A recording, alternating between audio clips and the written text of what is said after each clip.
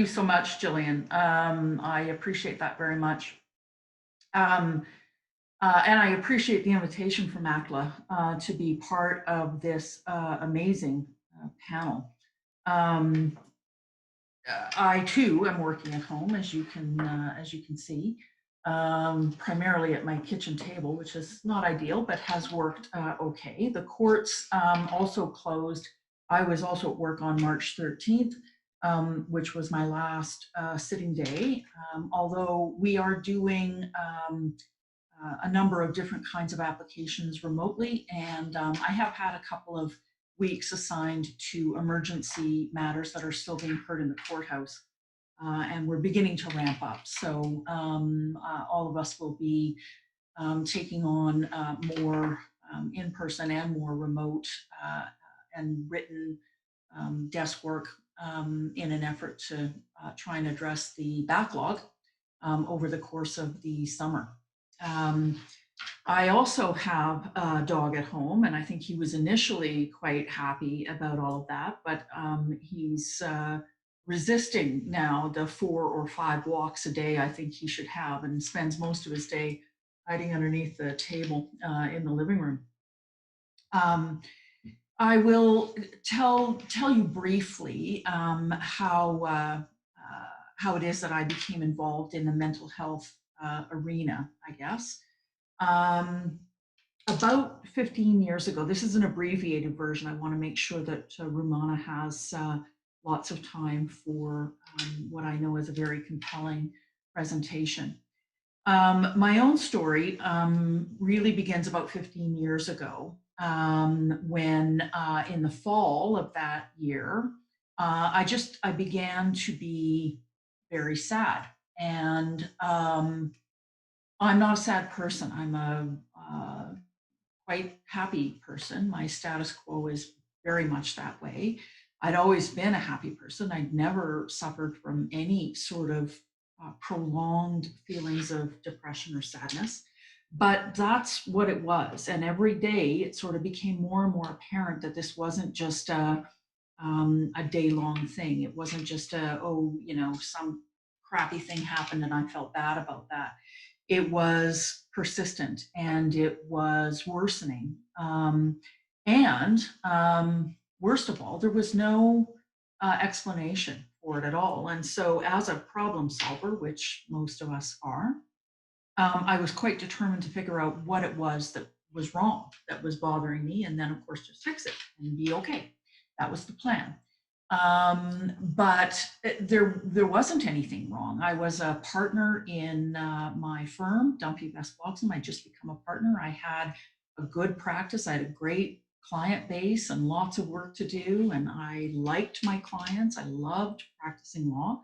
I really enjoyed my partners. They were, still are, a great group of people. And at home, everything was great there too. I have, as you heard, twin daughters, and they were finishing high school at that time and starting to look towards university, and they had many, many opportunities.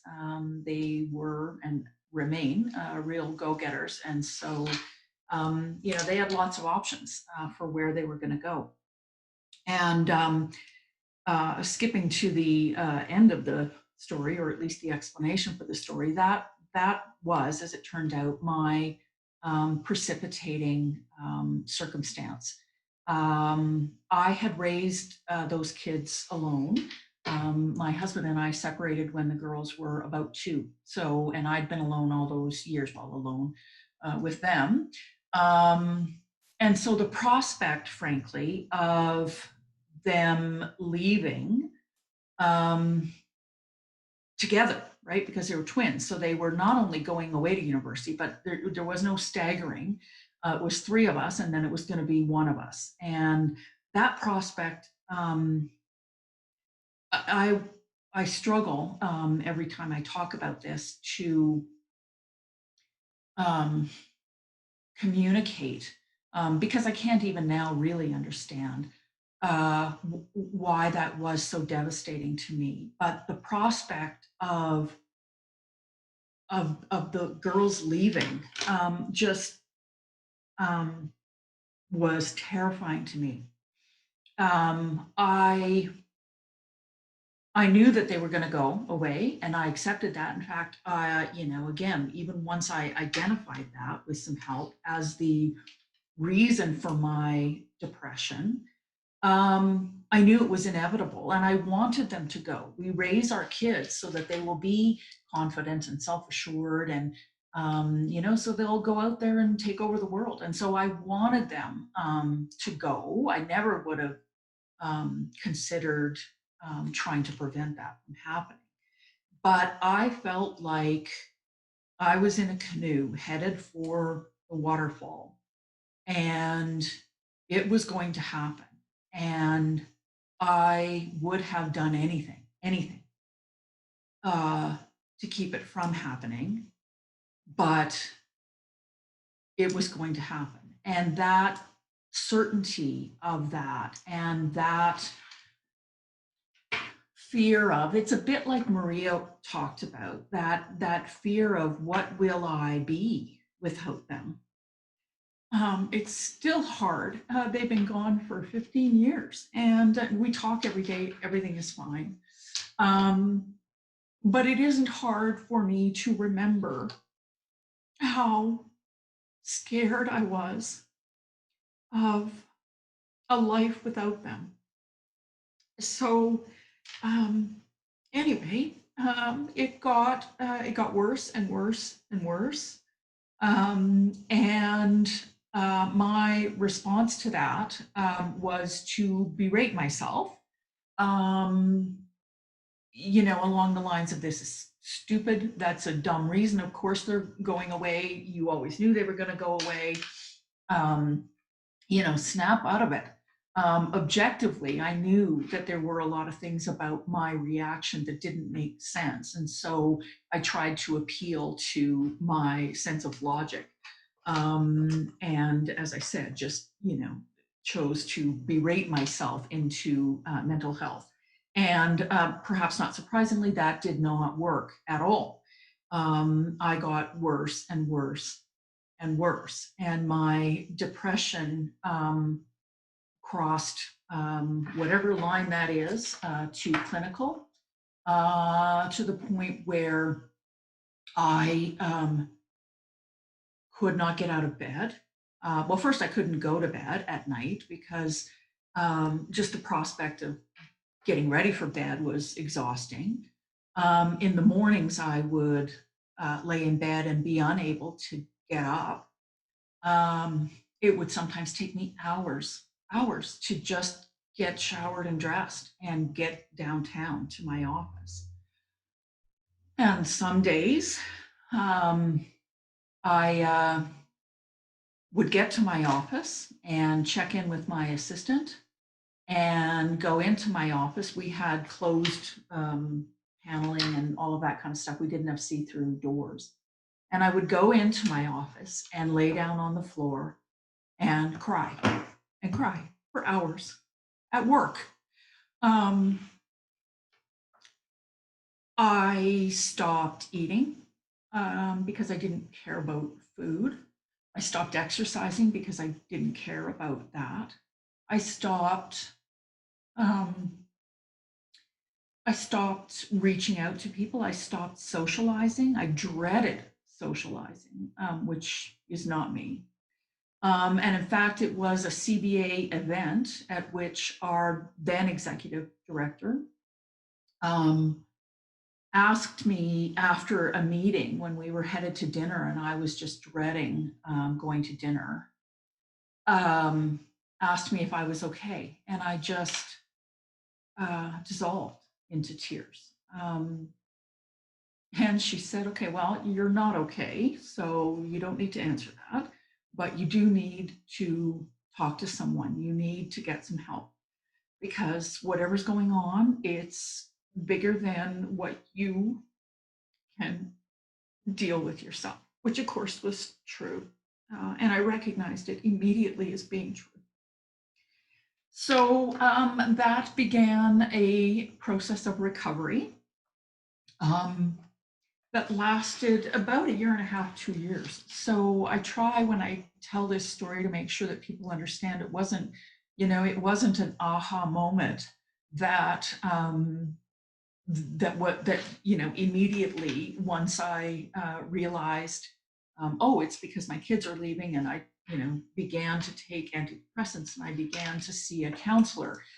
It was a process, but I was incredibly fortunate to have the resources available to me to get through that, to recover. And I was even more fortunate to be doing so in a work environment that was very supportive. My partners were very supportive of me during that time. And it's not that there were not financial repercussions to me, because of course there were, but I didn't have job insecurity. My partnership wasn't on the line. And I also always make sure to note that, particularly for young lawyers, for students and young associates, that may not be or may not feel like it's the case. And so I recognize that people in those situations um, have a lot more to manage than what I did. Um, I took away a couple of lessons that I try to pass on when I'm given the opportunity to do that, and frankly, use those opportunities to remind myself of what I've learned, which I seem to need a lot of reminding. One is that, as you can see today, mental health, my mental health, can be quite fragile.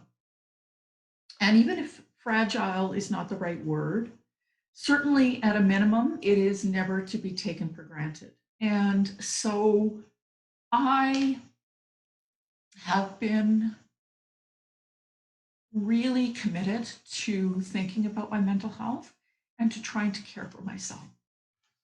I will tell you, one of the reasons that I feel more fragile right now is honestly my new job. I guess I've been appointed a few years now. I still feel like it's quite new.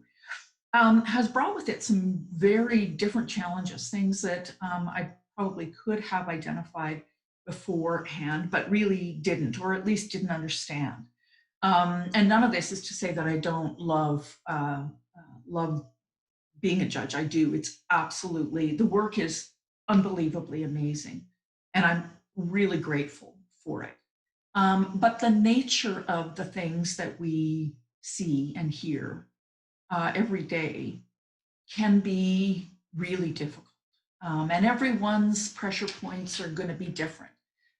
We all come to the bench as judges with different backgrounds, and that informs to some extent the kinds of things that we will find more difficult to listen to all day and then take home. And so I've got a couple that I need to always be um, on the watch for. And the other, of course, is the nature of the work we do, which is making decisions. And they are decisions that, for the most part, are quite impactful. And I can say without reservation that judges take very seriously their obligation to make decisions, the best decisions that they can make for the people in front of them. It's one of the things about a trial court that I really like, but also, creates an emotional burden, and you have to figure out how to carry that properly and how to do the best job that you can.